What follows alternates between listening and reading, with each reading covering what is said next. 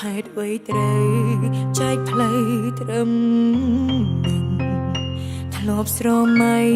ធ្លាប់ដឹងក្តីរំពឹងពួកយើងមិនលេងដៃគ្នាទៅណាយើងឆ្លូគ្នាជាទុំលបហើយមួយម៉ោងក្រោយក៏ត្រូវគ្នាវិញ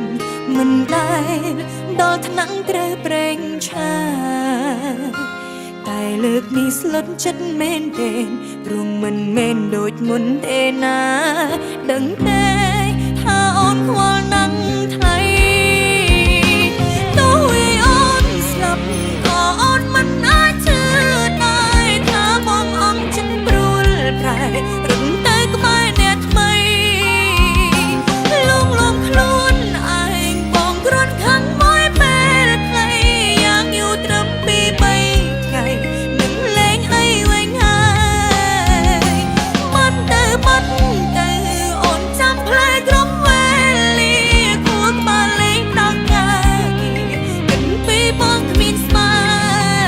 កសន្យាច្រើនណាស់បងមិនទាន់បំពេញឡើយឬជាការបញ្ហា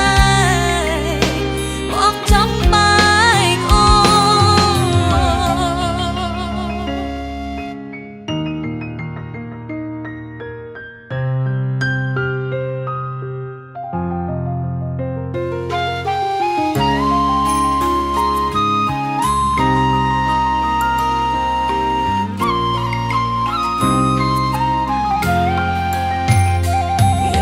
គ្នាជាទុំលបហើយមួយម៉ោងក្រោយក៏ត្រូវគ្នា